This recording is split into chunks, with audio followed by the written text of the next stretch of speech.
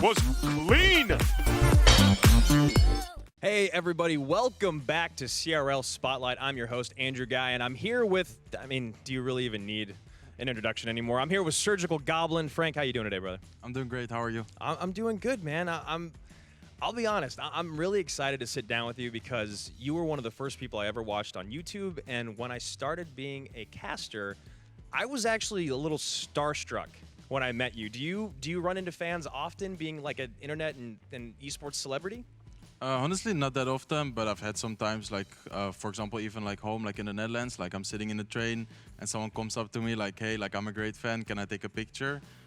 So it doesn't happen like often, but whenever it happens, it's, yeah, really cool. Let's rewind to your first YouTube video, because that's what it is, right? Your YouTube channel, you've got almost 800,000 subscribers, and again, I've been watching you for years. Do you remember your first video you ever posted? Yeah, I do. Actually, it was after an event. Like I got second in a tournament in 2016, and like when I came home, like on Twitter, a lot of people asked me like, "Wow, you're like Dex, like your Dex, like your playstyle is crazy. Can you make a video explaining it?" So I didn't have any like computer or anything, so I actually downloaded like a screen recorder with my headphones, like sitting. Like the audio quality was terrible, but I did my video. The feedback was amazing, and I just kept doing uploads and tried to improve. I ended up buying like computers, stuff like that, and that's where it all began. So it was from the very first moment that you posted a video, you're like, this is the thing. People want more of this. They need more Surgical Goblin in their life. Yeah, like my first video, I think it got like 2,000, which I was like, wow, like 2,000 people watch me. Right. The comments were like, yeah, please do more, please do this deck. Maybe you could do this deck, ladder, whatever. And I was like, yeah, let's try it. Like I had a lot of fun. So how did your life change over the next few months? I mean, you win this tournament, you start a channel, your first video gets thousands of views. I have to imagine it had to become like a cascading snowball effect from then on out. Yeah, honestly, it was kind of crazy. Like when I started, I was still in high school, but afterwards I decided to start studying economics. But at one moment, like had a test week, like basically a week full of tests, like every day, like 2 tests. And at the same moment, I was in America, like playing, I don't remember, maybe it was King's Cup or something. So it was basically impossible to combine like everything. So I just decided like together with my family that, yeah, for now it's better to take this opportunity because now I have the opportunity. And in a couple of years, if needed, I can always go back to studying. Well, because you're different than a lot of other people out there that might be popular because of Clash Royale. Now, you obviously are popular because of Clash Royale, but Surgical Goblin has become a brand of its own. So let's say you don't want to play anymore. I mean, today you didn't get to play. You know, your team's carried it for you, but what would you want to do after that? Do you ever see yourself moving forward in esports or maybe going back to economics, going back to university? Yeah, honestly, I don't know. Like, it's a question mark. I think it's impossible to predict it.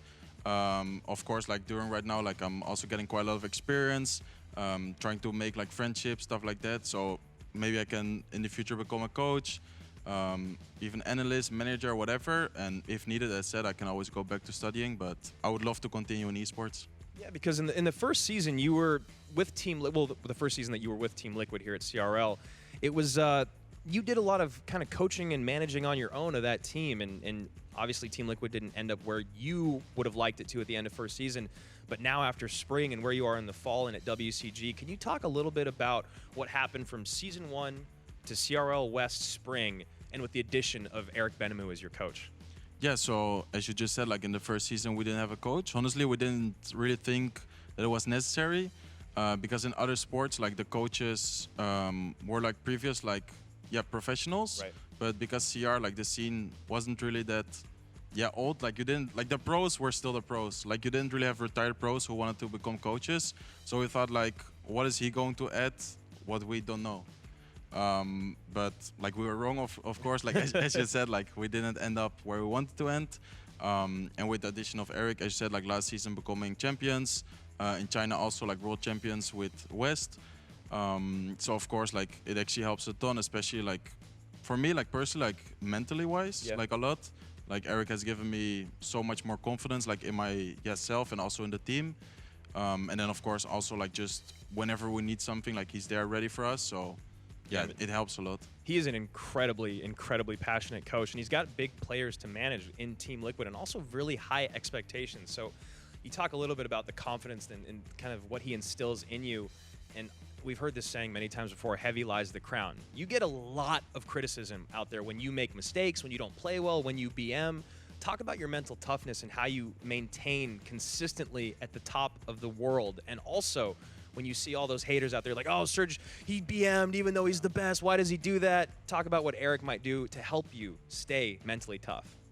Yeah, so honestly, in the beginning, like when I started everything and when I started becoming a little bit more popular, like getting a lot of tweets and stuff like that, it was definitely hard, especially if people like tweet, I don't know, about your family or whatever. But I just decided to focus on the positive things. And ever since I decided to do that, like it has helped me a lot. And I just try to think about the positive things and just try to ignore the haters. And so far it helps a lot. Yeah, seems to be working out. I need to hear a little bit about Canario, some insider information. He's been a standout in CRL since he was on G2, and you guys picked him up, and it seemed like one of the strongest moves that was made in the offseason. What is it like playing with him, and how do you guys kind of feed off of each other? Because I can't imagine he would be as good as he is without you by his side, and vice versa, especially when you talk about 2v2. Yeah, so actually he's amazing. Like as you just said, like since the first season, like and last season as well, like definitely the MVP. Honestly, I don't know if of course, like we're great friends, but honestly, we never really practice against each other, like 1v1. Most of the times we do practice together, as in a way, like we sit together, like in the same, like for example, living room, and like we play kind of together, but not against each other, like me versus a player and him versus another player. So in that way, like we're always kind of together, but we never, really play against each other.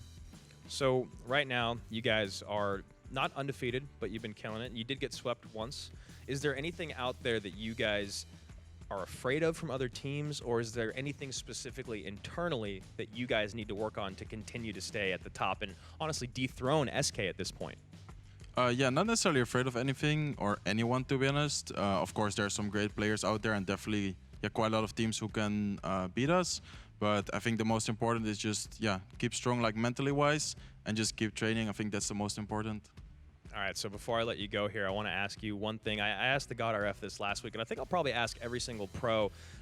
You obviously, again, having such a successful YouTube channel, there are probably millions of people watching. I mean, we had over 1 million people watching the World Finals last year that all look up to you. And if they don't look up to you, maybe they don't like you because you're too good and you're on the best team, but they at least know you're incredibly successful and a very talented player. What's some advice that you can give people, YouTube channel, wannabe pros, or anyone that just wants to be big in esports? For me, the most important was just to have fun. Like personally, like I'm super passionate, so I'm just always trying to have fun and enjoy what I'm doing. And also try to, as I said, like focus on the positive things, like don't focus on the negative things, and just work hard to achieve your dreams. Have you ever had a moment where you were like, this is it, I can't do this anymore, I'm gonna hang up the towel? To be honest, like I think it was 2017, like I won all the tournaments, and then when I didn't qualify for the World Finals, like I was actually super disappointed. But then like looking at what I achieved, basically no one did it, so I was like, why would I even consider like stopping? And I just decided to work harder, and it worked out. You might like to know this fun little fact. At the desk, we have player cards with statistics of everyone and kind of the things they've accomplished. Yours just has the number of awards you've won. It doesn't actually list all the awards you won. You're literally the only person out of every player here that has that many awards. So, I hope success keeps coming to you. I'm glad that we've become friends over the last couple of years instead of me just being like, oh my God, there's Surgical Goblin. I hope I get to talk to him. Much love to you and Team Liquid, and thanks for sitting down with me, Frank. Thank you. Guys, thank you so much for joining me on CRL Spotlight with our pro, Surgical Goblin. We'll be back next week with a different pro. Let me know who you want to talk to down below in the comment section. Bye.